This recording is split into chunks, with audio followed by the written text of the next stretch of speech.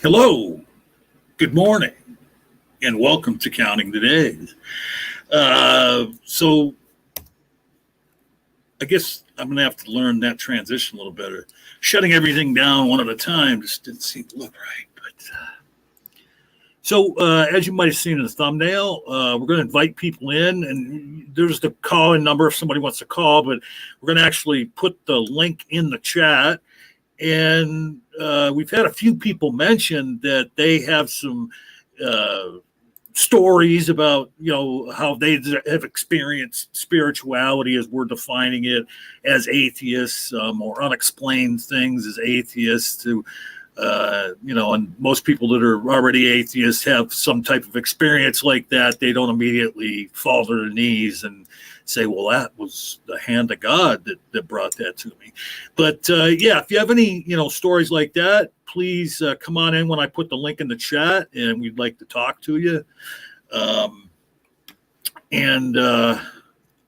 as we've mentioned before, I do try and post on Twitter every day. Come over there, post on the Twitter thread each day how many days old you are. And what the heck is that? All right. And Speed mentioned this earlier, my brain cramping when I'm having technical difficulties. But anyway, for right now, let's get the guys in here.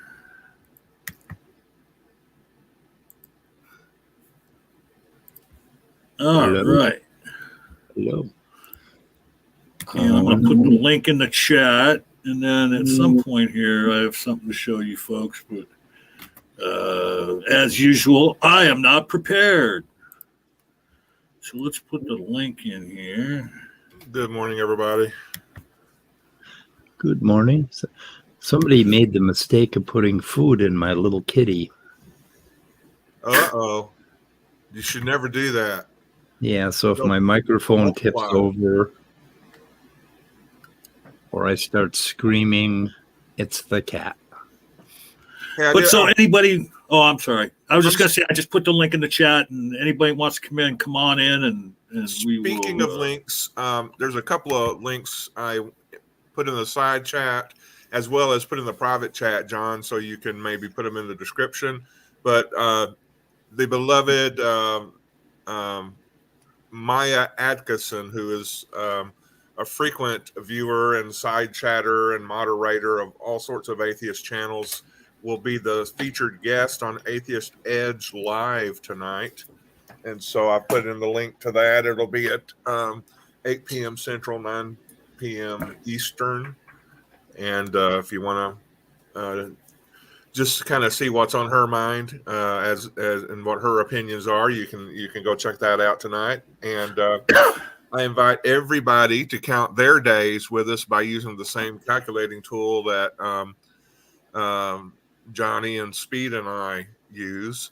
And so that link is there in the side chat. And it's just a little calculator you put into your birth date and then today's date, and click on the add 1 day to result, or include end date in the calculation where 1 day will be added. And then you can share your basically the number of days since you've been born. It's a very eye-opening number. It really makes you think. So share that experience with us. You can come on into the panel, and you can tell us how it feels to be aware of exactly how many days you have inhabited space on this planet. How many times have you gone around the sun? That's right. And then how many times has the sun or the, I don't know, whatever, revolved? The Earth rotated. Yeah, right, and all that stuff. And of course, you do what Scott just suggested, and then once you have done it once, if you're going to keep track of it every day, that's real easy to keep track of. Like, we have a shared text that we exchange every morning. So if for some reason I'm brain cramping on a particular morning, I can just go to the shared text and see, I was this many days yesterday. Well, add 1, like that kind of thing. But to me, it kind of focuses me every morning, because I'm up and my day's going long before I text usually. But then as soon as I send that text, then I'm off for the day. It's like, okay, what are we doing today? I don't know why it does, but it just seems to focus me. Tentaise, you had said put the link in the chat. I did. You should pin it. Well, okay, but do I have to be on YouTube to pin it, right? Yeah. Okay. All right. Well, yeah, and I didn't open that up. I'm just in StreamYard right now. So, okay, here we go. Midnight Sparkle came in. Oh my goodness. Okay, Midnight. We're going to get you in here in a minute, but first, let's see here. I have to. Boy, David's a young man. I did not realize he was so young. What a whippersnapper. 21,106. So he's what? He's like a year behind us, isn't he? Yes, so far the youngest one is Eric 311, I believe. Lots of numbers coming by. Yeah, keep those coming. We'll have to remind people once we get a new group of people in here to. Hello. What's Hey, up, Midnight? Nothing much. I saw you were live. I saw this was actually open, and I was like, you know what? Let me go here. well, we were about to shoot it in the head anyway, so Yeah, we'll, we're shooting You at it. literally, good night, midnight. you literally just started, Scott. Fuck off. Yeah, my apologies, Matt Damon. We ran out of time. If anybody knows what that's a reference to. I know the actor. I just don't know the reference. No, that's what like for I don't know, for like 10 years, Jimmy Kimmel's been saying that at the end of the show because him and Matt Damon have like fake beef. Hmm. But yeah, I figured I'd come in because Well, did you hear what I said before I put the link in the chat? You're supposed to I be did in not. here telling us a story. Oh, Yeah. you want me to tell us? You want me to tell a story? I thought it And was then just just an open room. Well, you must not have read the whole sentence. But anyway, no. But see, what it is we're inviting people in to tell us their stories of, how they experienced spirituality as an atheist, like as we defined it, in our first episodes. Oh, I really should have watched the first episode then. Well, I Yeah, guess just throw this bum out, John. Well, I'm kind of like trying to. I don't understand. Go ahead, what the Midnight. hell's going on. Okay. If you guys don't want me, I'll leave. My mouse is hovering over. Well, no, that's okay. Just like I want you to tap dance. I want to hear I'm those not your shoes. monkey, John. I want to hear those. I want to hear those taps hitting the linoleum floor. All right. So midnight, have you calculated how many days old you are? I don't know how to do that. Is that a Oh my website? God! Oh my God! Wait a minute! You came into counting the days, and you haven't even gone as far as to find out how many days you're alive. No.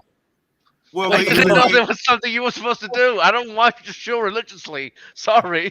the easiest Sorry. thing to do is go into private chat, and that very last link you see there, click on it, and you can fill in the dates. I don't see I see the private chat. There's literally nothing in here. You might have to post it again for me. Okay. The private chat. What are you talking about? Did nobody listen to what I was saying? Wait. Okay, I see. There you go. Yeah, I It's just there. noticed. Okay.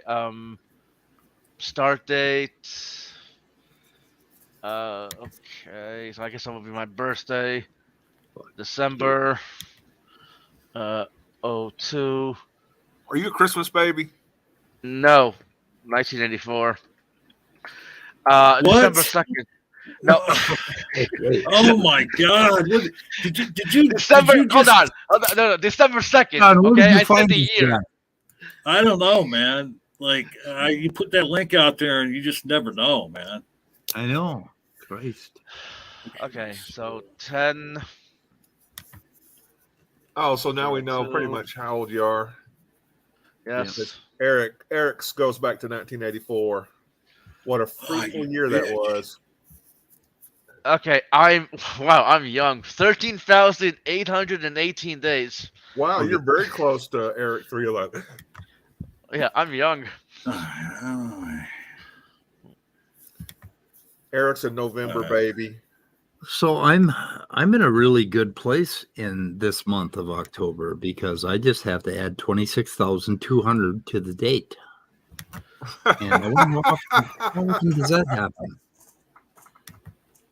Because I'm in sync. I'm in sync with the month. My monthly periodicity has lined up with the lunar phases. What does that mean? Oh, now there's going to be a field day with that sentence. Yeah, I'm probably gonna die. Probably gonna die. Periodicity. You know, this morning I got up and I have like a built-in expectation that I'm still going to be alive at the end of the day. Is that rational? No, that's No, called not at hope. all. Yeah. All right, so who else we got in here? Just Yeah. me. Snack drug him in.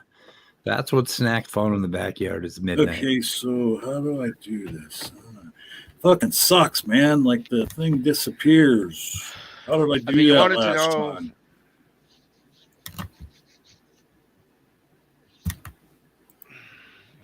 We should have technology police. that Let's go see. around. See, I don't have an actual story of the unexplained, but Right? there is a story that I read that I remember giving me my first sense of dread about the possibility of a spirit world, and I don't know Right, why. exactly. I was like in elementary school, and it was one of those stories of the unknown kind of compilation books that we ordered.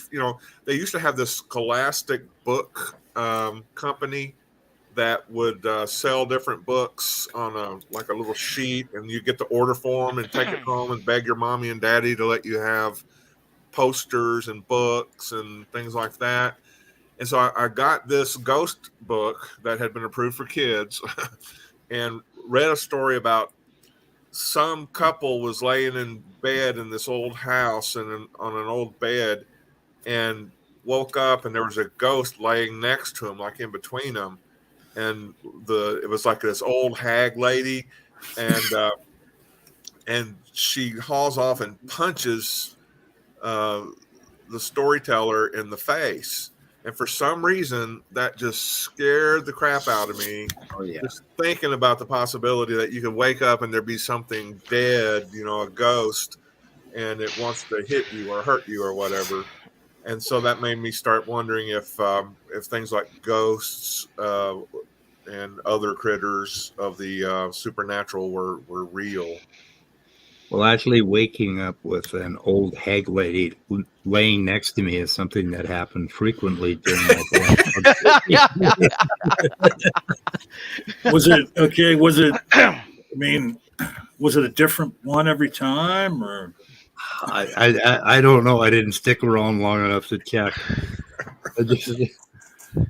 So, hey, Tentaise was backstage for a minute, and then he had to run. He said I think he's diabetic. Maybe he said he had to go take a shot. But at any rate, now that Tentaise's here, have a nice day, Midnight. What?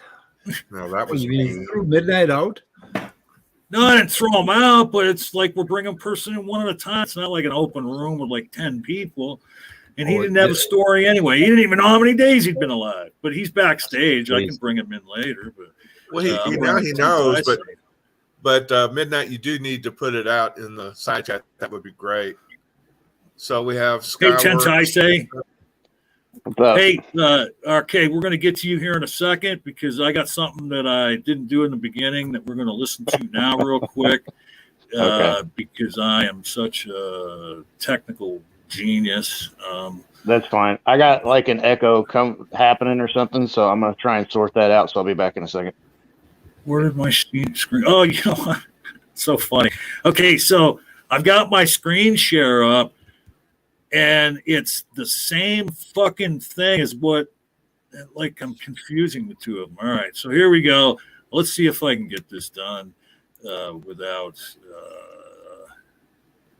too much.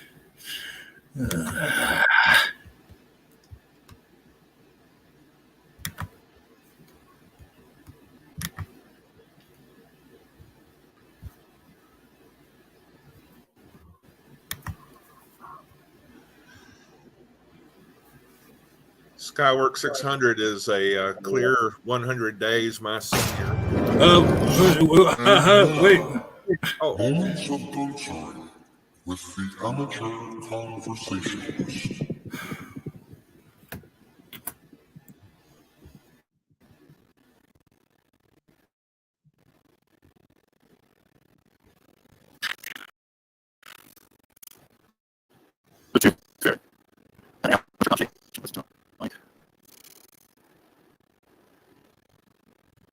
pricks, it bites, it stings.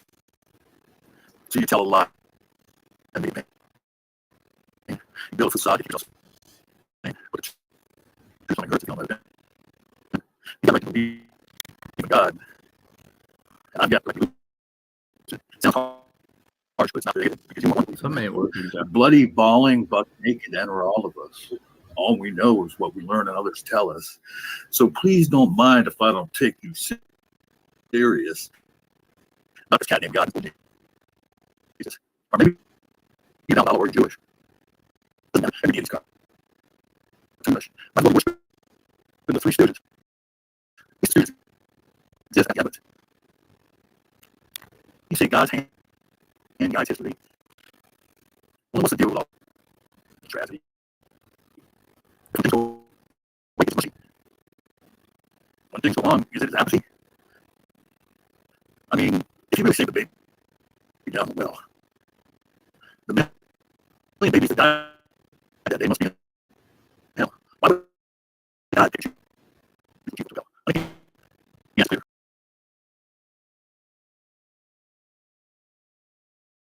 Well, it looks like we've lost Johnny. I was hearing him robot most of that. There was a couple of clear words in there. So Midnight Sparkle says, I never got to tell my story, which is true. I don't think you ever told your story. But you did share your number of days with us, and that's great. 13,818.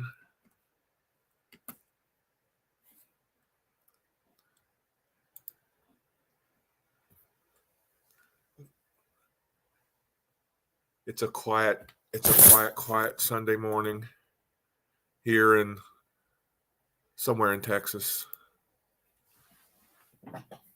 How are we doing out there? We're supposed to be thinking of the spiritual. What do you think of when you think of spiritual? Can everybody just, write that in your in the side chat? Some of you are going to say bullshit. A lot of you are going to say false.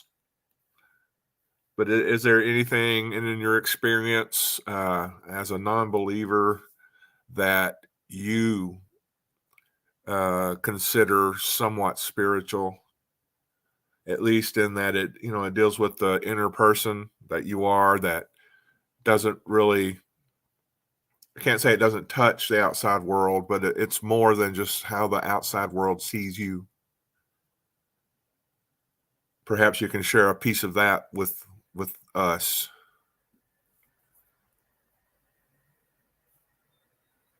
Or what would you say is the closest to spiritual experience you've had?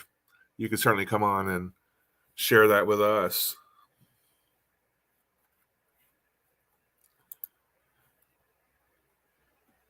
This moment reminds me of my favorite album from Pink Floyd's The Wall. Is there anybody out there? I'm here. I'm back. Again, is there anybody out there? Yeah. Okay. Help! Yeah. So I define spiritual as being precisely the world outside of me and around me, and that I am a part of. The thing is, we spend so much time in linguistic narratives in our brain and in that conceptual space that it never occurs to us that you don't need any of that. You can get rid of all that. You just shut your mind off entirely. The best way to do that is to go hum and just hum inside your mind or out loud, and just concentrate on that humming and don't think any thoughts.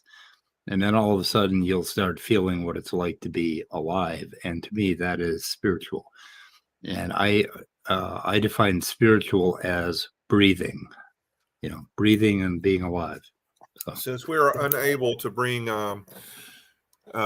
Johnny back aboard, and therefore to bring anybody who is in the back room back aboard, this is like Answers in Atheism. I know Tentesai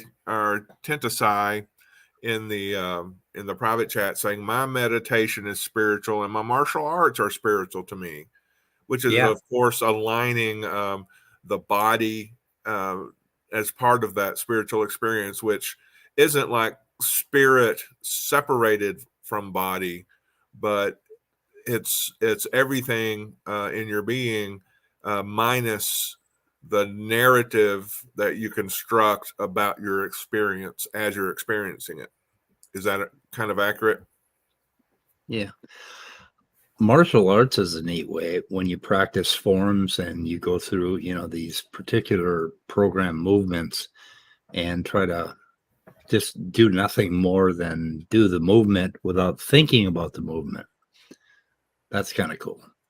And Tentasai says, yes, it brings more awareness. That to me is spirituality. Yeah. Just becoming increasingly more aware. Yeah, I think I really need to concentrate, or it would benefit me to concentrate more on removing that ongoing narrative we have about the world, it's getting rid of the future tenses, the past tense, the subjunctive, which is just if, it's the conditionals. What if I do this? What if I had done that? All the complicated, knotted up linguistic traps we set for ourselves, and just experience the moment, even without the comment, I'm experiencing the moment. Yeah. So, how much of that? I mean, because that just like was doing some crazy shit on my side. We basically got none of what you said in your moment of nonsense. We got nothing. I could play it. No, that's okay. Well, I've got it in the can for next time. I don't understand why. Like, okay, first of all, like I took off Tentaisei's comment off the bottom of the screen, but it was showing the whole time I was looking at it. And then it wouldn't let me do anything inside of StreamYard, even though I'm like right on top of the Wi-Fi. So we're going to have to try this with the desktop next week. But Tentaisei, did you come in here because you had something to share with us? Well, I was kind of sharing it while. Well, I was in community. I was in. Yeah. Okay. Well, we were in make do mode. Okay, that's fine. Like for me, spiritual. After I got sort of out of the clusterfuck that is religion, the one thing that kind of trailed along with me after I left was just, and John, me and you talked about this in a different kind of show, but my meditation just came along just because it was super beneficial, and there's really no religious stuff like trapped in it or connected to it. You can do that, but there's not really anything that you have to do that's sort of religious. So I kind of brought that along with me. And then I've done martial arts all my life, so those kind of two are connected.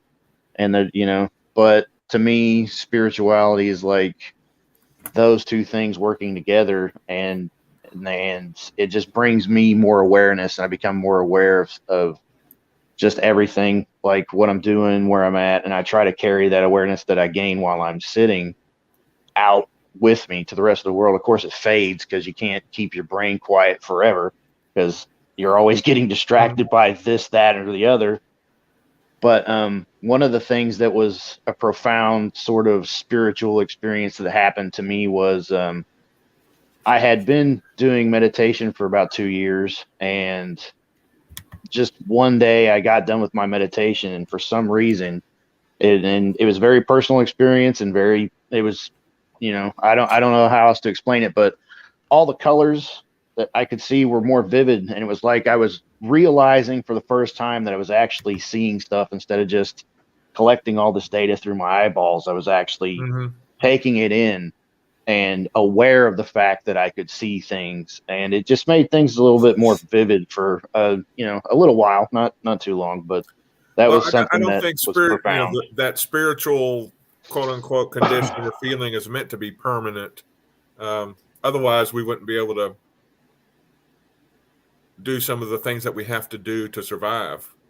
You know? Well, right. I mean, and the thing is, like, as far as like with the meditation, it's always been, it's a battle with the things that Tentai say was talking about, because I do the focus on my breathing, and then like he says, your brain will make you go astray, and then so my practices, then I just go back to focusing on my breathing, and then maybe another thought will take me astray for a moment, and I just go right back to my breathing, and it's like, I don't, like one of you guys said, I mean, yeah, you can't keep your mind quiet forever. Yeah, you can, but it takes a lot of work. Well, yeah, but you're a gun owner, so but yeah. But it's interesting. There's the word concentrate, concentric, draw a circle around or focus on something, right? So when you start doing, like, when your brain will throw some little piece at you, and then you'll start to focus on that, and you'll start a narrative. Well, you're concentrating. You're drawing a circle around just that thing, and you're turning the volume up on that thing, and everything around you, including your body sensations and everything else happening in the world. And unfortunately, oftentimes what other people are trying to communicate to you disappears because you're thinking, you're concentrating. So what you want to do is unconcentrate and kind of fuzz out and take in the whole and let the whole happen. And that's just basically a mind skill you develop. But it's interesting that there's a nice little circuit in your brain. And most of it's in the thalamus. So that when you concentrate, what it does is it sends out little connections to all of the cortical areas around it and shuts them down. So it turns down everything else and it turns up what you're looking at. So when you're driving down the street, and you first of all, you will see a sign, and you will think, it is a red sign, and then a stop sign, and then you'll say, I have to stop. All of this happens as you focus on that sign and you concentrate and you further classify what you're looking at. So if you're looking at a bird, you'll be seeing the entire bird, but then suddenly you'll be thinking, it is a bird, it is a crow, it is on the tree. And at that point, you've stopped seeing most of the bird, and you're more concerned with with the linguistic narrative that you've applied to it, right? So you turn everything else down. Well, the idea behind meditation is to keep that circle wider and not go down that road where you're focusing, classifying, naming, concentrating, that sort of thing. And that's a technique of meditation. Does that make sense? But they can actually do brain scans on this circuit, and they can find you doing that, and they can do measurements about how long it takes you to recognize something. And recognizing something means putting a word to it, giving it a class, objectifying it or whatever. But everything that happens prior to it would be more spiritual. Scott, are you still with us? Oh, okay. I thought you froze there for a minute. Yeah, I think we're definitely live on YouTube. I just went there. I think that there's no thing going on in the chat because maybe during that time when things were all fucked up, like everybody left. Because it's live on YouTube. You had me wondering there. And then I still can't believe Midnight.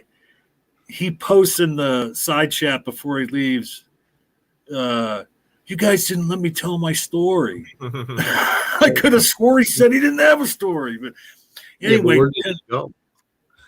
I don't know. He left. When the shit was going on, he left. Yeah. Or something happened because StreamYard was fucking up for me on this end. So at any rate, I'm going to get the paid version of the StreamYard here this week, and then I got to find my hardwire cord, for the hook right into the internet instead of instead of the Wi-Fi, because apparently that's just not working. I thought getting closer to it, I'm practically right on top of the Wi-Fi. So, How old's your router? Tentaise, when you Yeah. meditate, what do you do? What technique do you use, or how do you do it, and how does it relate to martial arts? Well, yeah. So for a long time, I was at the stage of just counting my breaths like John does. It's kind of a basic thing everybody does when they start. But now it's more of I've moved on to just following my breath, like following the feeling of breathing in and having it fill my lungs and the bottom of my diaphragm and try to expanding my diaphragm and then exhaling and feeling it all come out and just following that path and imagining that path of my breath coming in and out. And you're describing exactly the way I do it. I don't count my breaths. I do that. I'm focusing on all the musculature and all that, just like you're describing. But go ahead. Yeah. So when you train yourself to, and one of the ways one of my meditation instructors used to talk about it was breathing like a baby breathes.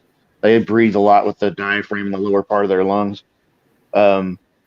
So when you're doing martial arts, you need to be able to train your breath also. So especially with things like what I do is judo and jiu-jitsu. So being able to control your own breath is very essential to what you're doing, especially if you're grappling. So the meditation part not only goes towards helping you be more aware and focused, like Speed was talking about, but also just the ability to control your breath and try and finding that focus where in Japanese in Japanese martial arts is mushin, finding that no mind state where you're not you got that giant circle Speed was talking about, where you're not really focused on one certain thing. You're kind of focused on everything. And I've noticed that there've just been experiences I've had, and I attribute them to the meditation. I don't have any concrete evidence that it's part of it, but like just the ability to sort of focus my mind that way has let me be able to anticipate my opponent's movements sometimes and just be a little bit more aware to what they're doing so I can counter what they're doing, stuff like that. Yeah. Does that make sense? Yeah. I think I was into martial arts in my 40s pretty heavily, and it was and the forms and the movement. There was a mode that I got into where I didn't think, where I just like did it and just felt what was going on, and it seemed like it was more effective. But it's a skill. You got to kind of train your brain to do it. Oh, absolutely. Mm-hmm. But that's sort of what I'm talking about. Like, in judo, it's called randori. It's live practice. You really try to throw each other. The guy usually who can maintain him or be more calm is usually the guy who ends up winning, because he's not so focused on winning. He's calmer, and he's able to just anticipate his opponent's movements, or even just pick up on what his opponent's trying to do quicker so he can counter it or get ahead of him in the movements. So it helps him win. So real quick, let me jump in. Welcome to Kevin Chaos. Now, if I did everything right, I pinned the StreamYard link. And Kevin, you just got here. So we're inviting people in to tell, their stories of how they experience spirituality as atheists, as we've been defining it. And so if you have anything to share with us, Kevin, hit that StreamYard link and come on in. And so that's what I was going to say is, and to go off of what Tentaise was saying, I had just said to Mike recently, sometime in the last month or two or whatever, that as far as I'm concerned, anything that you do with your body, if your movement doesn't start with your abdominals, you're doing it wrong. And that includes breathing. I mean, if you're, even if it sounds crazy, but it's true. Like, even when you reach over and pick a pencil up, the genesis of that movement needs to start in your abdomen. It's just the way it is. I mean, if you know, and I'm learning that the more I'm exercising and everything, is that's the key to feeling healthy. Is you need to have a strong core. So and breathing comes from your core as well. So. Yeah, I think that was one of the lessons in martial arts that they were trying to teach us. Basically, is starting from this core or the body. But I had the problem for a long time. Every time I thought of concept, like I'd follow a meditation tape and they'd say, okay, breathe in, breathe out. Okay, fucking anxiety attack immediately, right? Because as soon as I think about breathing, I can't do it anymore. I just fuck it up. So it took a while to get over that little barrier, but I think I'm over that now. You know what that is? You know what that is you just described? You had a case of the Frank Noblos. What? Okay, I'm probably saying his name wrong. It might be Noblock, Frank Noblock, Frank Noblo. He was a Yankee, second baseman, and all of a sudden he couldn't make the throw to first anymore. He kept like throwing it over the guy's head, or sometimes he'd throw it in the dirt or whatever. And it was because he was going through the same thing you were just describing. He started thinking about it instead of just doing it. Couldn't breathe, yeah.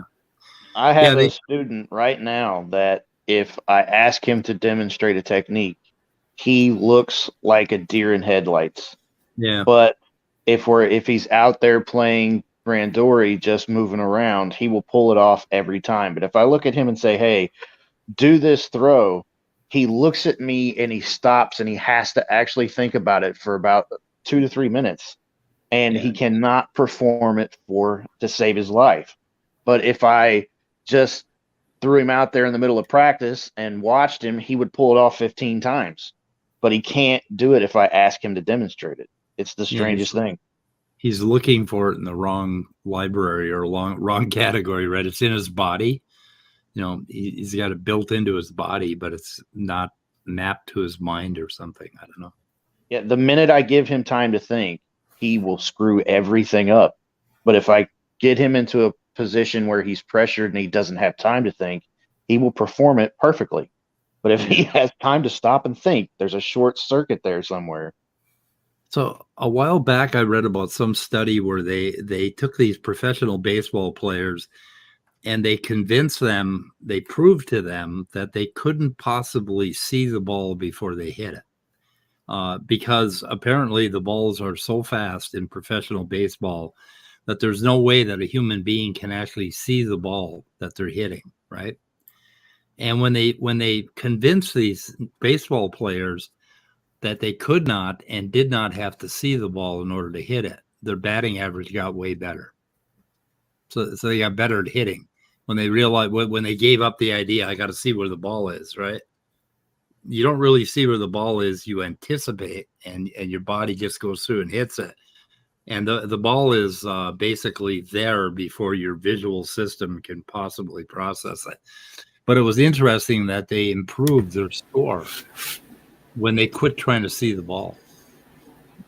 Hey, so Speed, I will take you up on that offer because I was just able to mute and go back and check, and that was a total clusterfuck when I tried to play that other video. But if you can share, you said you watched earlier. If you can share it from your end, I'd greatly appreciate it. Okay, we got to talk to my cat about giving me some space so I can move my mouse. Thor, you're very, very fat, Thor. I keep fat shaming Thor. That's not right. Yeah, they're gonna that's do an kitty uprising abuse. against you. Well, I mean, Jesus Christ, it's just a lot of cat there. I mean, what the? Yeah, but who's in charge of that? Who's Deli. in charge of that? I'm not in charge. You're in charge of that. You have all the food that they eat. Let's say I live in a small town, and I always I don't hate them, but it just irritates me. All the motherfuckers that think they're Dr. Doolittle or some shit like that, and they can want to walk around with their dog off a leash because the dog listens to them. But it's just like, wait a minute, if you don't have a leash on it, you cannot control it. You know, like, Yeah. I don't care how nice your dog is. Yeah, in my So, city, all right. they take those Go ahead. dogs to the pound. You better have your dog on a leash in my city, or it's going to the pound. Okay, I'm gonna mute for a second. Yeah. So I don't even see midnight in there anymore. I was going to say midnight if there was something you really wanted to say. Come on in, and we'll let you tell your story. I'm just afraid that because we were busting his balls about coming in, and he didn't even know how many days he'd been alive. He just said he didn't have no story. I didn't know I was supposed to do that, and and then he. Oh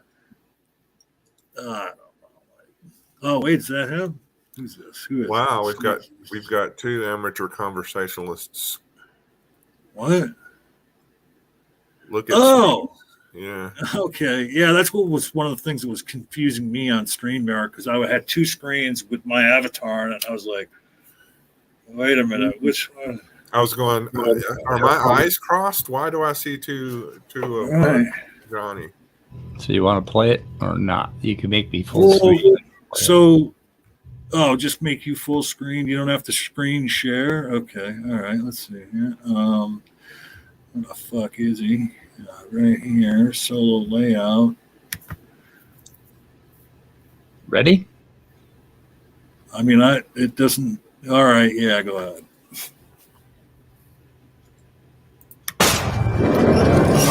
And now, Moments of Concern with the Amateur Conversationalist.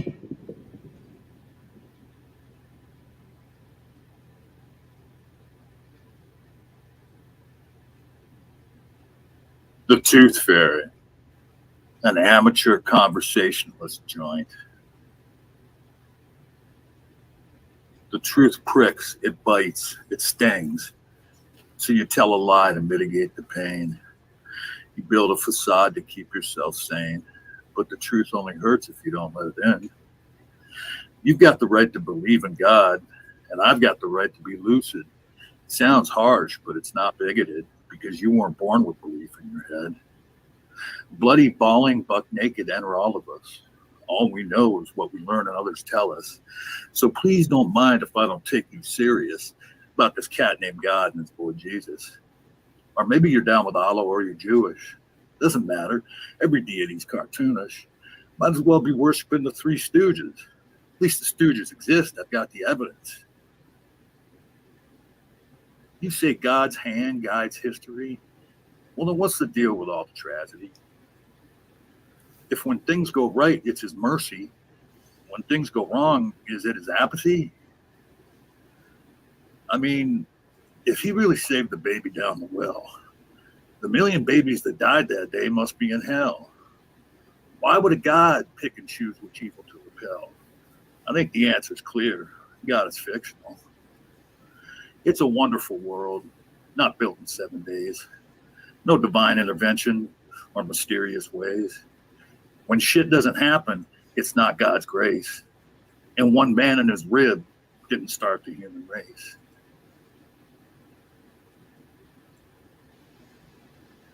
The Vatican was silent during the Holocaust. While slavery reigned, was God's guiding hand lost? Why'd we have to wait for Rosa Parks? Which Bible verse reads, back of the bus if your skin is dark? I mean, why would you want to be an altar boy? You could wind up really altered, boy. Wind up some sick priest boy toy. And if he's caught, another church, another toy. If a corporation had covered up raping kids, everybody would have flipped their lids. If it had been Microsoft, McDonald's, or some other biz, their stock would have dropped till they were done in. But the Catholic Church, it still stands. And the church's sin was greater than the pedophile's, man. Because a pedophile can't control himself, or maybe he can, but the church was in control when it covered up sins. So if you're a pedophile avoiding the law, just buddy up with that cat cardinal law. Because covering for pedophiles is Vatican protocol. Every one of them's guilty, all the way to John Paul. John Paul died and we got Benedict. I wonder how many altar boys he tricked. Each unsuspecting lad hand-picked and taken to the rectory and piously dipped.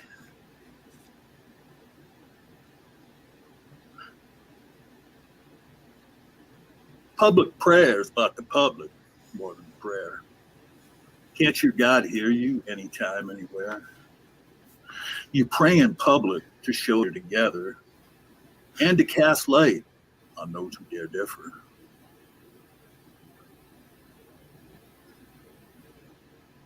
It's hard to stand apart from the throng. How many believe just to belong? You gotta die to see if you're wrong. As death draws near, is your faith still strong? In the name of God, people fly planes into buildings, strap on bombs and detonate public gatherings. Some even condone homicide by truck dragging. So if I was one of the faithful, I wouldn't be bragging. Just imagine 8 billion people on the same page. John Lennon knew the score, a modern day sage, taken from us all by some Bible thumper's rage. Yeah, just imagine, what would John sing if he was here today? There is no God up in the sky, no Holy Ghost to deify. It's just her and him and you and I. And when you die, you really die. There are no angels on a wing, no watching over guardian. No one hears the hymns you sing. And every one of us is a supreme being. Romantic musings, these might be, though not uttered from bended knees. I have faith in what I can see. Oh, and by the way, there is also no tooth fairy. This has been Moments of Duncery with the Amateur Conversationalist.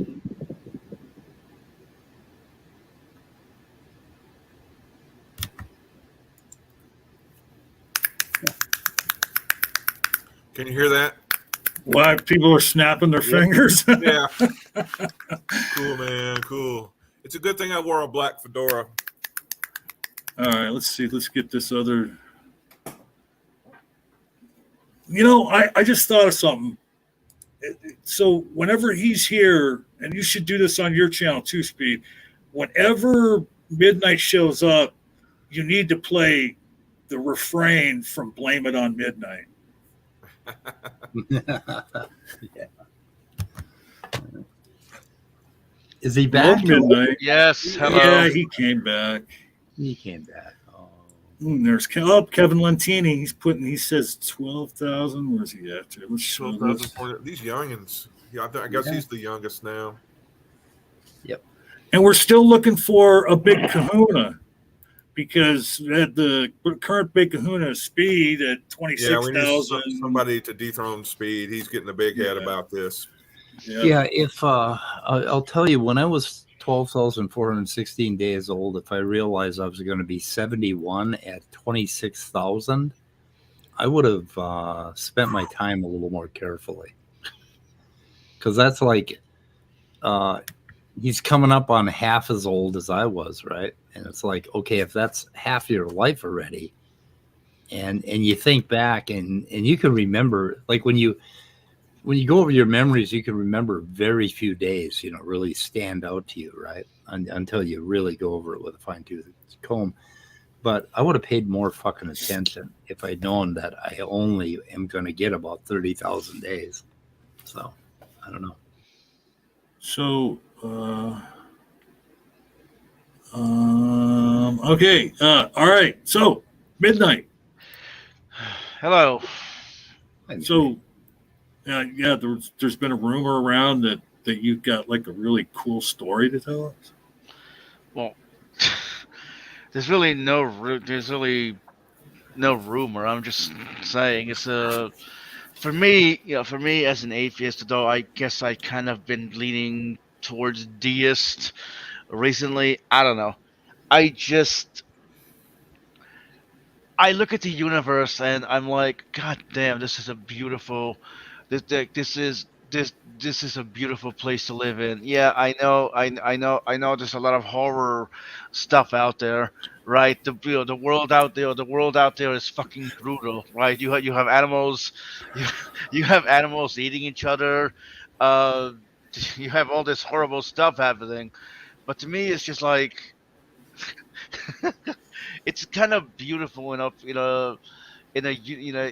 like a cosmic sort of way, right? And that and we people we humans are also connected to the to also connected to each other,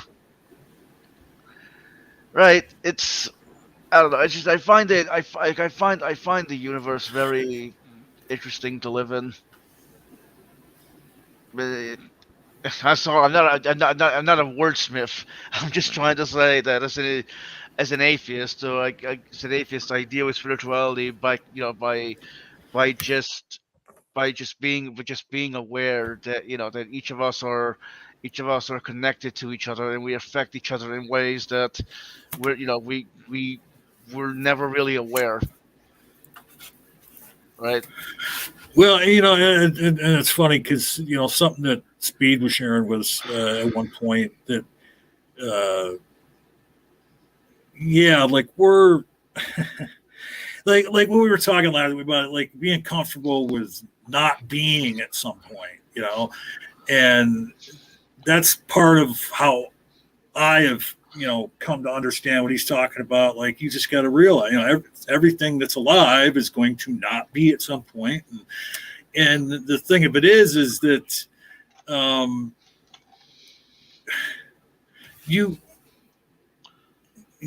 can get comfortable with that also from the idea that yes, humanity is this living thing itself that you are a very small part of, and so yeah, you're going to end at some point, but humanity is going to keep going on. That's kind of what I was getting from what Midnight was saying, is like that humanity itself is almost like a living thing that It is. we are a small. We are individuals, but we're a collective as well. It's so weird to put into words when you think about it. I give humanity about 2 years after I'm gone. Wow, you pessimistic bastard! Holy shit! Well, no, y'all can't. Y'all just need me that much. Y'all just don't realize it. Well, no, it's also I also find it interesting how how we are basically trapped in our own heads, right? I don't know what's going on in Speed's head. I don't know what's going on in Scott's head. I don't know what's going on in your head. Hell, I don't even know what's going on in my own head half the time. So it's like our awareness of ourselves and the world around us is so, it's so. I don't want to say it's so limited that it's like, what the fuck am I doing? It's like, seriously, like I don't even know what the fuck is going on in my own head. What the fuck is going on in the heads of others? Like that's why my goal every day is to hide from the world as much as possible. It's like I obviously don't know. I obviously don't know if this is true, and even if it is, it would probably make me more of a deist. Honestly, but it's like I'm a deist with regards to Scott's beard. But, no, it's like I like to think that there is a universal consciousness connecting all humans and all life. It's just why Midnight? Because Midnight. We are the Borg. Resistance is futile. Hey, Midnight. Hey, Midnight. Hey, thank you so much for coming in. We're gonna send you on your way now, and maybe somebody else will come in, or maybe somebody will call. But actually, is that? I haven't gone back and checked. I pinned that. So if you pin a message, Speed, it just stays there right until you unpin it. Yeah. Oh, okay. All right. So that the link is probably still unless the pin falls out. I've had that happen. But That's you've had the pin fall out. The and then virtual pin fell out. Okay. And then you step on the virtual pin and you get a virtual pain in your foot. Oh. But yeah, so Maynard Saves is here. Hey, Maynard, smoke weed every day. Here comes Dave. Can I David. Can I make a Can comment? you what? Make a comment. Yeah, sure. Okay. Please.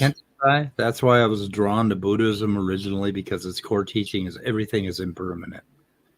And that is really interesting, because to be alive at all, or to experience anything at all, it has to be impermanent. In order to experience, things have to be changing, and you have to be changing with them. And so your entire path through life is just this transition. And if any of it were permanent, it would be the same as if you breathe in. Try this. Okay, if you're under 18, don't try this. But breathe in and don't breathe out. Just hold it. Hold your breath. You keep it permanent, and you make it permanent, right? So the whole process of living, and of course you'll die within about 2 minutes. So the whole process. I don't think you would, because you would pass out, and then your body would start breathing again. You wouldn't have control of your breathing anymore. At our age, I wouldn't count on it. Yeah, there's a higher there's a higher incidence of doubt in there. Yeah, right. Like, So I'm assuming that this is Lori Hayes, David. Oh, he just left. He just hopped out. Where did David go? And David, come back to us. Yeah, I was waiting to hear from. Yeah, it was good to talk to David last night. He got to be on our oh my post book review panel. Here's someone. Here's an important person in the world. But so so if you have anything to share, Godless Granny, the StreamYard link is pinned, and we're inviting folks in today to tell their stories of experiencing spirituality as atheists. So if you have anything to share, come on down and be the next contestant on John is a Shitty Producer. I wonder what David. Yeah, I think he was there for a minute. I don't know. But well, Godless Granny looks like she won't be able to join us today, but you're always welcome, Godless Granny. Yep, without a doubt. She came around one time when I was, around the 1 year anniversary of my mom's passing, when I was going on real early in the morning and streaming and just, saying whatever off the top of my head. She came in one time because every day I would put what day it was, like it was day 1, day, and then I got to day 6, so I named day 6 Six Pack. And Godless Granny was looking for, I can't remember, atheist pastor maybe, or he's an Australian dude, and he does a show, I guess, on Friday nights called Six Pack. And then so she thought that was his show and clicked on it, and ended up, oh no, this is John Peterson. And then she ended up coming in and talking to me for a little while. And what does this say here? Hereticals? Yeah, what is that? Maybe that's the name.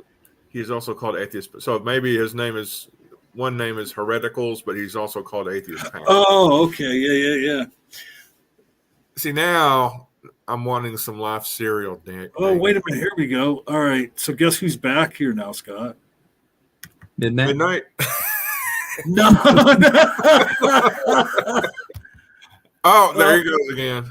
No, because I added him to the stream, and then it's like taking so long, I clicked it again. Like it's almost like when you and Speed have the same, you have control. What the fuck? And it's So All right. There we go. Now, hands right. off Hey, everything. hey, David. God damn, man. Hey, Sorry, David. You know, I feel like we just gave birth, and David was the result. Like it was so hard to get him in here. Well, wait a minute. Life cereal. Yeah, I think Mikey me likes dropping me dropping out. I think that was my fault. I was trying to shut off the YouTube. Sound.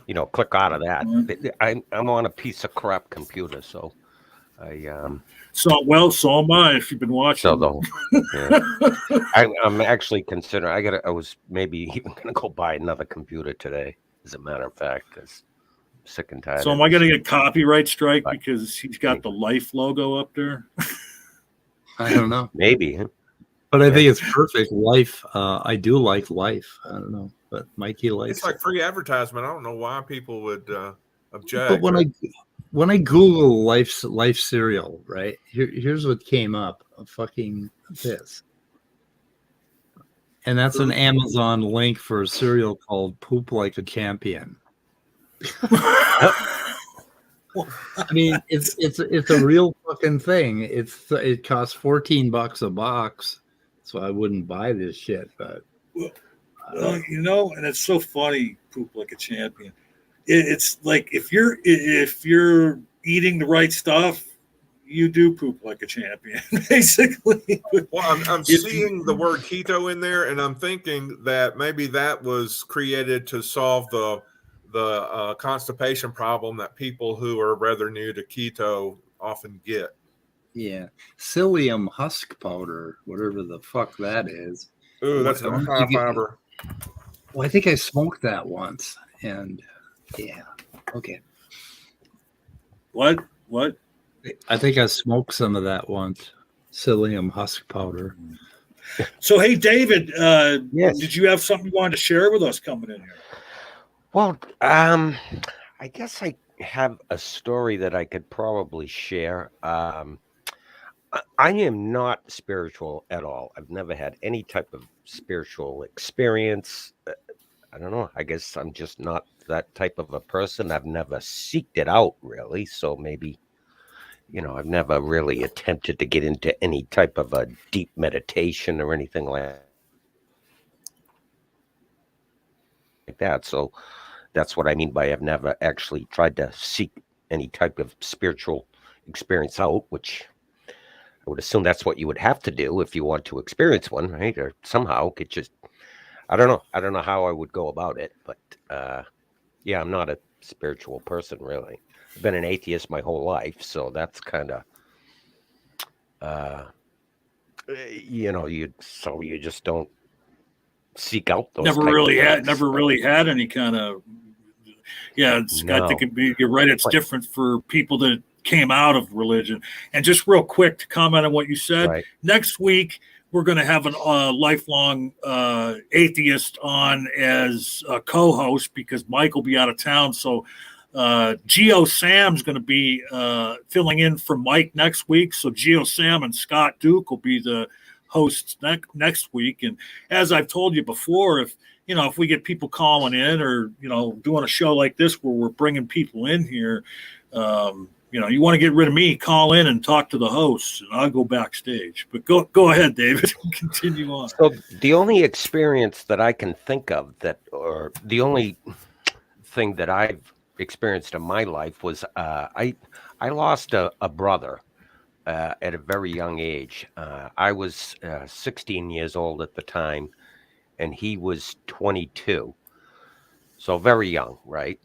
And, as you know, to lose a young family member or, any family member for that matter is a pretty dramatic thing to go through, right? For everybody, right? Your whole family. And so, I experienced that when I was younger. And I had, of course, most of the people that you encounter are all believers, right? They all, or at least they think they are, right? They all, will mention, oh, God did this, oh, I prayed for this, or, whatever. But I never grew up in a very religious family at all. just kind of like the basics, like a basic Catholic, what you would call it, nobody that really went to church all the time or anything like that. So not highly religious, but everybody was basically believers as far as I know. So I was basically a closet atheist my whole life because I don't know, you just kind of like, how atheists are treated, right? You tell somebody you're an atheist and all of a sudden you're a bad person now, right? So that's kind of how you get treated Hey, most of the time. quick question, David. I don't want to Yep. interrupt the flow of your story too much, but as basically, I guess you'd be considered an incipient atheist. How did you observe atheists being treated or talked about when you were a young man, realizing you're an atheist? Well, I didn't really know any atheists as far as I can recall. I'm not sure if I even really knew anybody. Like I said, religion was just really not discussed in my family at all, or even in my, immediate surrounding, people that I associated with. I knew a few highly religious families, and but that's about it. Religion was not really talked about. It was always just you attended funerals and wakes, things like that. And then, of course, God would be brought up during those times. But other than that, it was never really discussed. So, I didn't really know. I don't recall ever knowing anybody that's an atheist. But you were still inclined to keep it quiet. So but I'm curious what prompted that. I don't know. But I think that over the years, I always tried to whenever anybody would bring up anything spiritual, either spiritual or anything about God. Oh, I prayed, or go. If anybody mentioned anything about heaven or anything, I would always kind of like just drop a little hint, like, oh, I think, I would say, oh, God hates me, or God, whatever. So I would drop a hint like I didn't believe in God with some sort of a short thing. And then it was just always was ignored. Like I never would come out and say, I mean, oh, by the way, it's all garbage, I mean, because it's just, it turns into, what you believe is garbage. it would, it would either turn into a debate or, or an argument. And I never really wanted to have any type of confrontation with anybody, as far as, whenever you start to question anybody's beliefs, it can turn into, how that can go. Sometimes it can go, terrible, it can turn into an argument, right? Yeah. Because people become very defensive when you're talking about, their core beliefs. So it was never anything that I ever, I didn't start discussing it more so like way later on in my life. Of course, now atheism is more prevalent, right? Obviously, I mean, there's far more people that don't believe, and it's people are more open about it nowadays. Right. Where if you go back years ago, it really wasn't, right? And you also didn't have the internet. It was unheard of. Right. Nowadays, I mean, there's so much information out there. There's so much social media and all of that. So it's, it's more open today than it was years ago. So now, now it's easier to talk about it now because of, it's a little more accepted, right, today than it would have been, say, much 20 more years ago, right? So anyway, my coworkers at work several years ago found out I was an atheist. I was terrified, but it turned out nobody gave a crap. It was just a nothing burger. I had one guy ask me about the atheism, but he was being a bit of a pussy about it because he was like a religious person, yeah, and he kept asking me these questions, and I would answer them, and then he would ask them again. And I think he was wanting for me to answer them a certain way, and I didn't. But yeah, but other than that, and no negative consequence came from it. So yeah, it's a much different environment. But I was really kind of fearful of people finding out about me being an atheist, simply because it was an unknown thing to me. I didn't know how people would react. Right. That's the way I was. So I never really, I would try to drop, like I said, anytime anything spiritual or anything, any type of religious thing, conversation would come up, I would just drop the hint like, oh yeah, that's a bunch of garbage, or, whatever, or, God really hates you. He doesn't give two shits about you, or, something to that effect, I would say. And then it would just get ignored. Nothing would ever. Oh, that's David just being silly. Yeah, exactly. So, and like I said, I never wanted, I never wanted to try to convince anybody of, or try to convert anybody. That was never ever even considered. Like, I wouldn't try to convince like any of my family members of pulling them away from their so-called faith or anything like that. So that's why I never really bothered to even have the discussions, right? Because I certainly wouldn't want to do anything like that, So anyway, so I will kind of give you a little short story of what I would just call it a coincidence, but it was very kind of a strange thing that happened. Strange coinky-dink. Yeah, it was a very strange thing. Like I said, I lost a brother at a young age. We went through that trauma, which was pretty difficult. And my brother had a dog, right, who, of course, was his dog, and the dog loved him, and it was really, his dog, right? It was the family dog, but it was really his, and the dog made it known that it was, that way, right? And it was a Doberman Pinscher, so they're kind of a little strange dogs. They're, I don't know, sometimes they can be, only friendly to certain people. They only, or at least that's my experience with the dogs. I've been around those types of dogs over the years. But anyway, so we had this dog, and he passed away. Okay, he got cancer, and he was sick for a very long time. He passed away, and of course we still had the dog. Well, when he passed away, of course, the dog was very attached to him. So once that happened, the dog was like, really acted strange after that. Was just seemed to be like never the same, right? Just always acted like it was completely lost. But the dog was kind of originally like that anyway.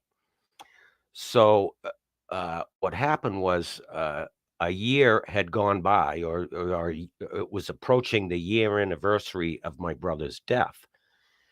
And, like I said, the dog was always acted a little strange. But then all of a sudden, about a week before the anniversary of my brother's death, the dog started acting really strange. You couldn't touch the dog. It would yelp. And so basically it was acting like it was hurt, which it was. The dog was hurt, come to find out, but it acted strange for like a week. This went on, several days. And come to find out, we ended up bringing the dog to the vet, and it come to find out the dog had a broken neck. Right? And we had no idea how it happened. Of course, you're like, well, obviously the dog got hit by a car somehow, right? The dog must have wandered off. We would let the dog out in the yard, and the dog would just, be free, not chained up or anything. So obviously the dog, or at least this is what we assumed, that the dog had wandered off, wandered around and got hit by a car, and then came home, and it was, like I said, there was no marks on the dog. There was nothing. The dog actually had a broken neck, come to find out, because we brought it to we found this out after the fact.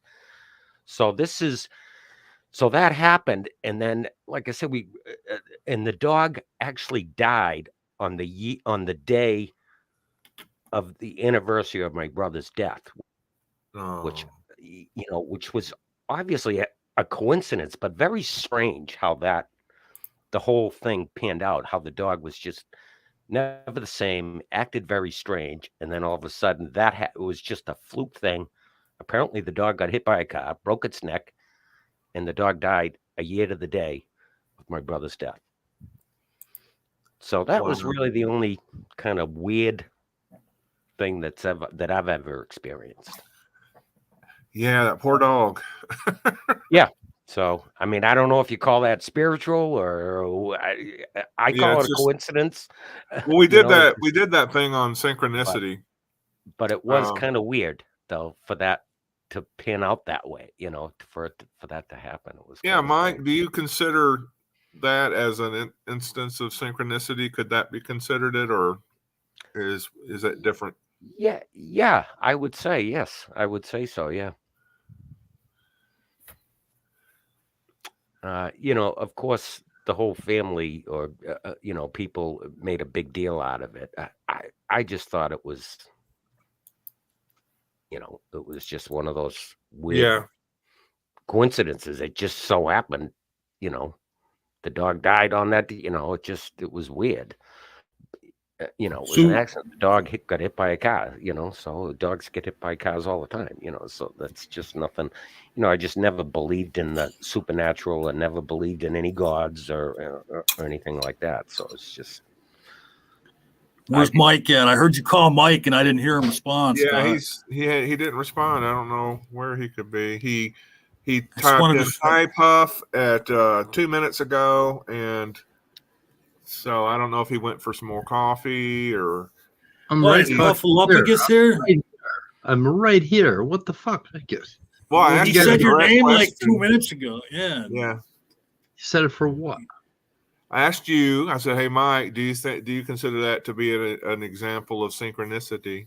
Oh, yeah, it's one of many. We count our days right with a year. Yeah, things like that happen all the time. So you just got to know. Mike, I want to know, can you see what I have here that I'm eating? Is that a colon blow? Is that what that is?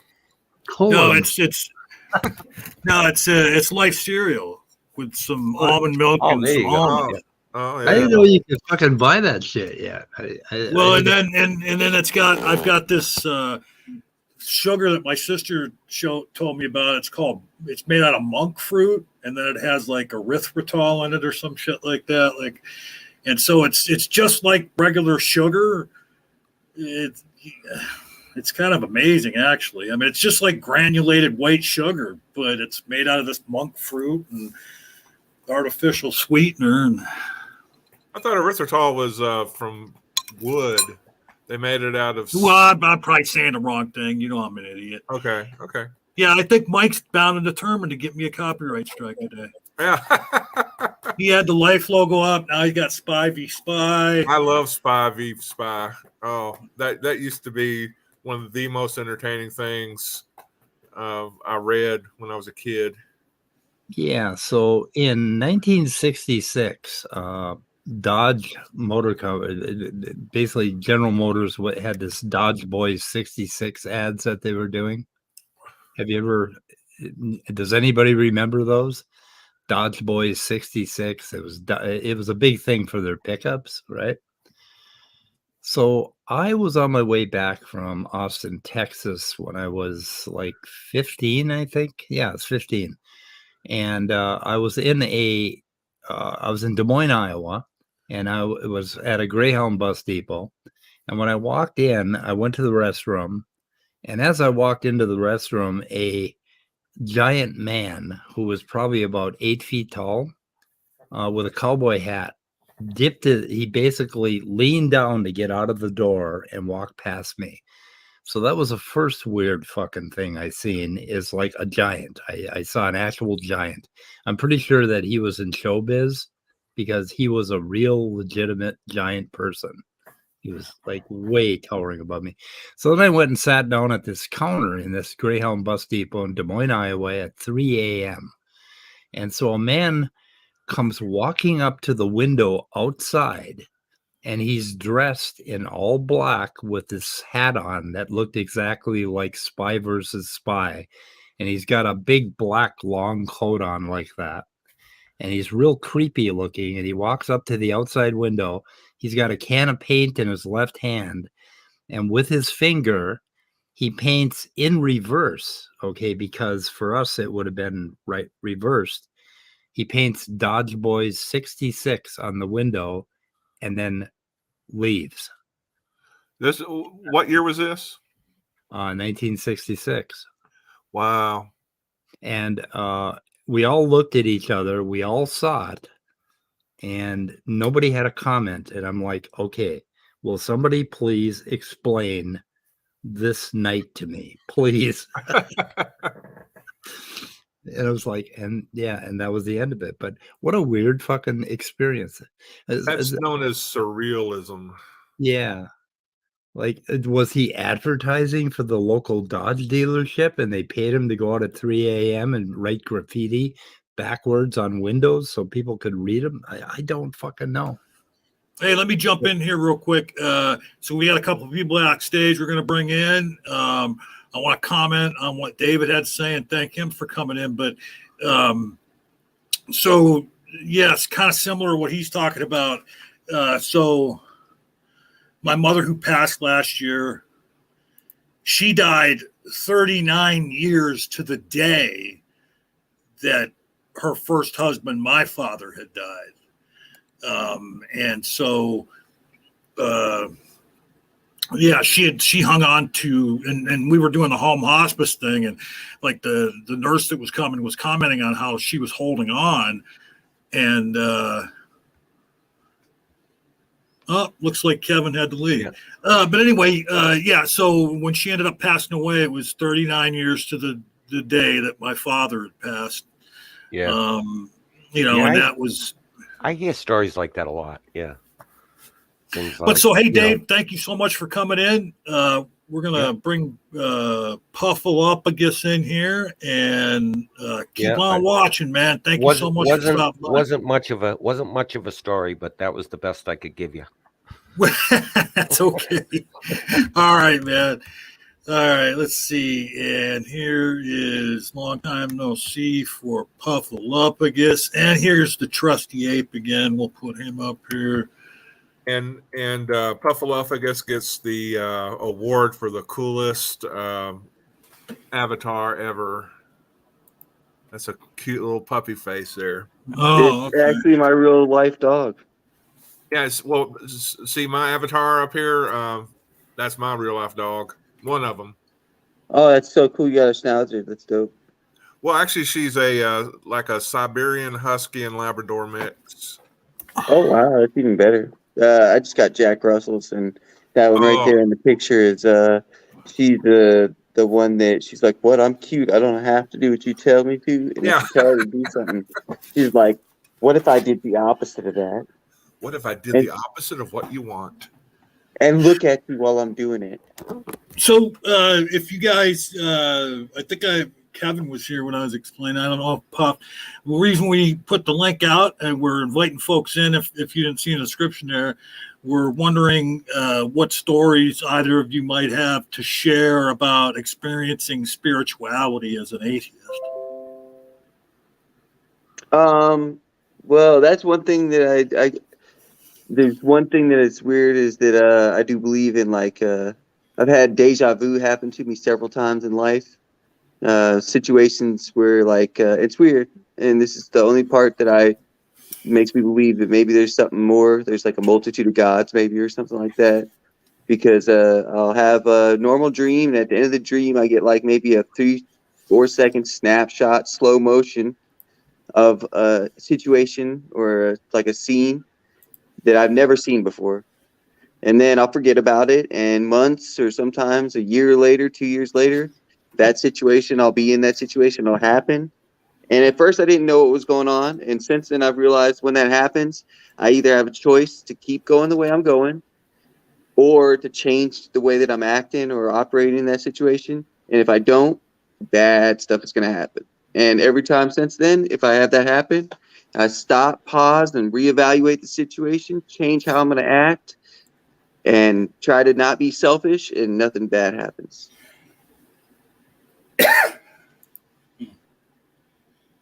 And I've had it happen several times. It started happening when I was in school, middle school, and stuff like that.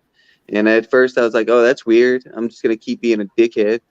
And bad shit happened immediately after that. My whole day just went fucking into a bad week, into a bad month type shit. So can you describe the experience again? Like it's like just be like be in a situation that it's almost like a surreal type of feeling, like it's like the world gets hazy and fuzzy for a second. And I think you kind of compared it to deja vu too, didn't you? Yeah, that's why I say it's deja vu, because it's like you're re-experiencing something, and it's the first time I've ever been in that situation, or I've never had that unique experience before in that situation, but it feels like I'm reliving an experience, and that's what makes it be like you have a second of that weird, foggy, hazy, like fuzziness, and it's like, oh shit, this is from that dream I had. And you said it was like stop action, sort of? Not like stop action, but kind of like slows down a little bit. You know what I mean? You can just where you can just kind of evaluate, look around the situation. You can kind of dart around, look around the situation, like, oh, this is happening right now. How old are you? 35. 35. Okay. And the first time it happened, was it how old? Probably about 10 or 11, 12 years old. Okay. Yeah. Yeah. I had similar visual things happen. For me, the entire world would like freeze into jelly for a moment, and then some really profound sort of, like, I'd become very disoriented, and I'd start thinking about everything after that. So it was like it happened a lot in my teens. So visual hallucination basically is what it is, or what it's described at. But anyway, I had well, I won't talk about that. Anyway, so what about you, Kevin? Did you have anything you wanted to share with us? Trusty A. Hope I sound all right. I was kind of curious with what Puff was saying, though, like before I started on mine, because I wondered, like, how many scenarios do we imagine in our minds? Like, is there some like stat for how many situations we might actually predict, like thinking about the future, or maybe even in dreams, like just contemplating the situations and the people in our lives, where we might actually have some like predictive value in just thinking about the future? Well, and then are you saying too, just statistically, there would be some overlap between like dreams or imaginings and things that actually happen in the future? Like right, the old thing about, like the old thing about, let's put a million monkeys at a million typewriters, and eventually they'll write the, literary works of humanity or some shit like that. But, I see what you're saying. That. And you know what? And that's the thing, is that I thought maybe that was the possibility of what was going on. It was just something, okay, I've seen enough things happen that this is just, amalgamation of images, right? But the thing about it, what changed it was probably when I was in the 7th grade for the second time. And I was sitting there, and it happened. And what made it unique was that T-shirts matched up, faces, the people that were where I was sitting specifically in that classroom, and the fact that the teacher was doing a stop smoking demonstration with one of those dolls that you put the cigarette in. It smokes the cigarette, and then you can see where all the tar and everything goes in the lungs. And never before had we had one of those at school. Never had one, and I'd never been in that lady's classroom before. And that's when I was like, okay, well, maybe this is not just some, me just remembering something from a dream or whatever, that I had last week. I was like, this is a little bit different. It's too much. It's too money on the nose, So at first I thought of the same thing. I was like, oh, it's just, remembering something from before. But that turned out to not be the case. as far as I could tell. And once I started Right. taking it seriously, I was able to avoid bad shit happening. Like bad situations still came up, but I was able to anticipate it a little bit better and be ready for when it was happening, couch myself a little bit, you know. Right. So, Kevin, Yes. so Well, okay, so it's been like a lifelong atheist mostly, but consider myself spiritual. I've always said that my religion is music, and like I think there's something to that, like I don't know, the connectedness you have to just everything around you if you are a musician when you play it, or even the people who are experiencing music. And I'd say that's kind of a spiritual connection, I think, that transcends any religion. Even now, I can listen to some religious music and still, even though I don't necessarily believe in the message, I can still feel the emotional connection, it's a human connection, but I think it's uniquely, well, I don't know if it's a uniquely human thing, but it's a very human thing.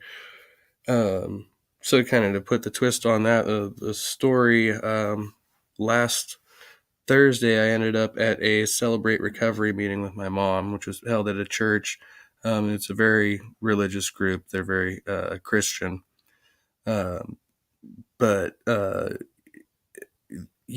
as I was trying to kind of navigate the social situation of just being there and trying not to go on my little atheist diatribe and stuff, I found one of the most, common connections I had with a lot of the people in the room was music, and there were a lot of musicians there, and they had the church band and everything, which was like a rock band, a rock and country band, so it wasn't like a old funky church band, and that on that level is still able to kind of connect with everyone there, even though I wasn't a Christian, and avoid that conversation.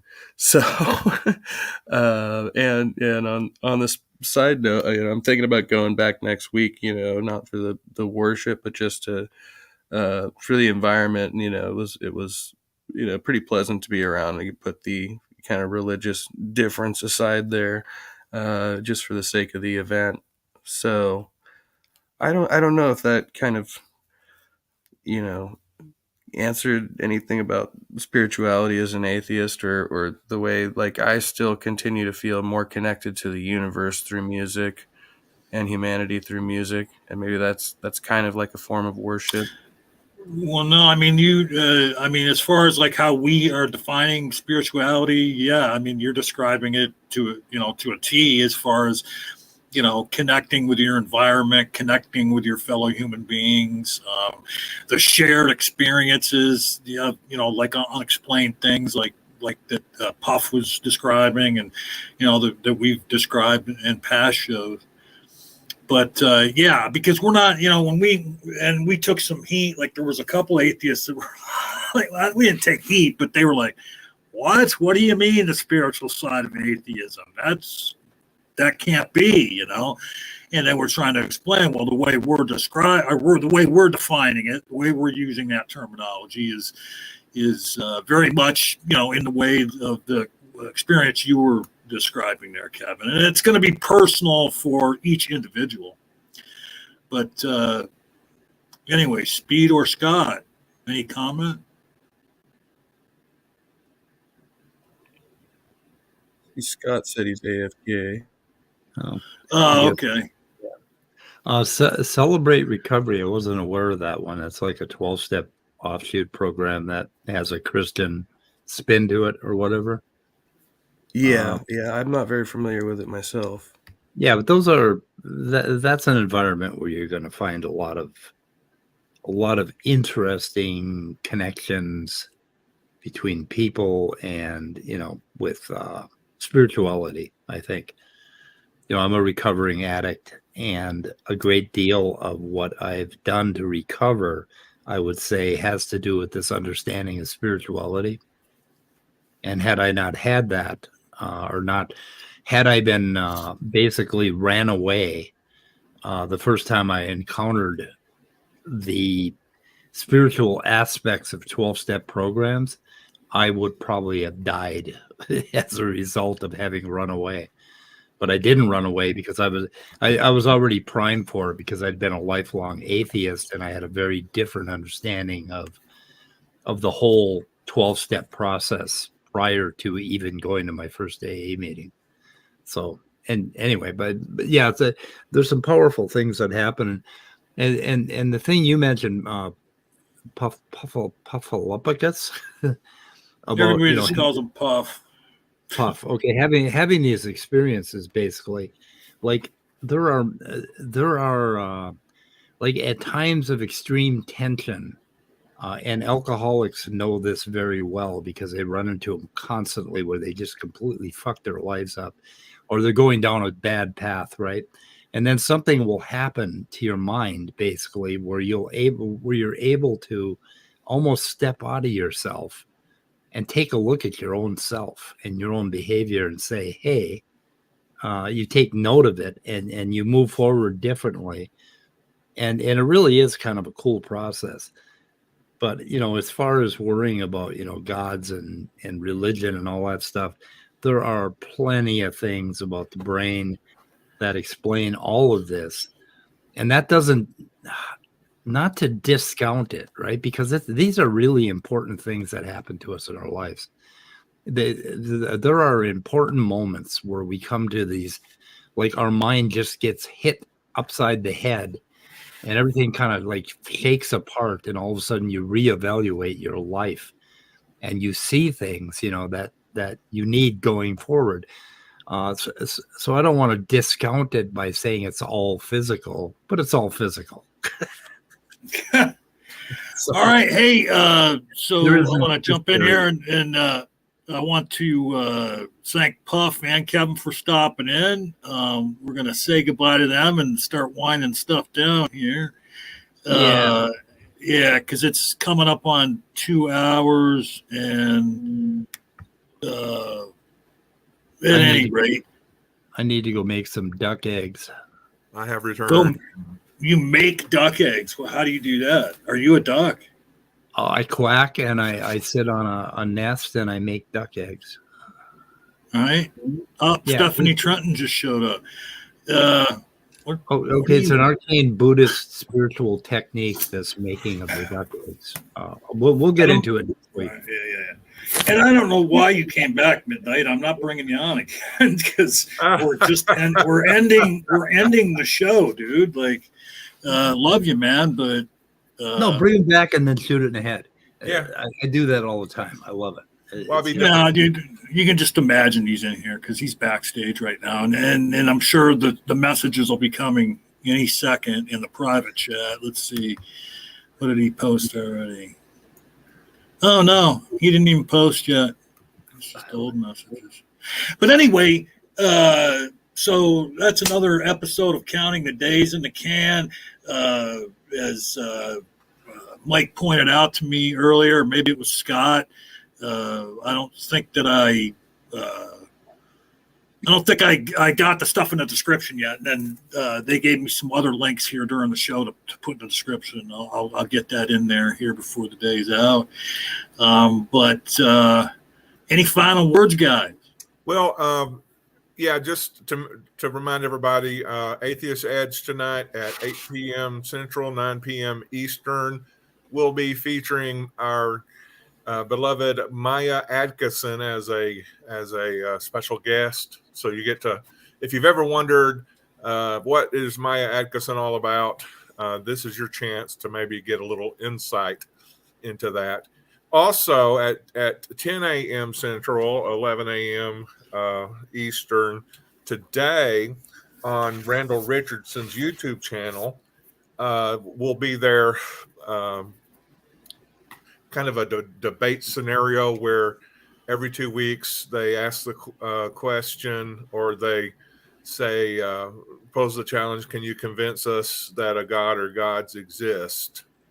And, yeah.